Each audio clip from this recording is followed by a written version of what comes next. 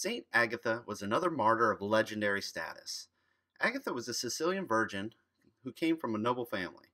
She was said to have rejected the advances of the governor of Sicily, resulting in the charge of being a Christian. She was threatened with torture if she did not renounce Christ, but her answer was, "I am a handmaid of Christ, and bear the appearance of a slave, which is of the highest nobility." Saint Agatha was held in prison while repeatedly tortured, yet she held true to Christ, knowing her place in heaven with the martyrs was awaiting her arrival. Returning to prison, she prayed, and in the night, Apostle Peter appeared and miraculously healed her body.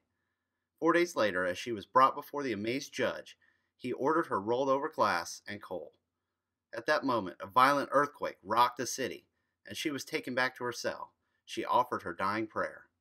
"O Lord, Jesus Christ, good Master, I give you thanks that you granted me victory over the executioner's tortures.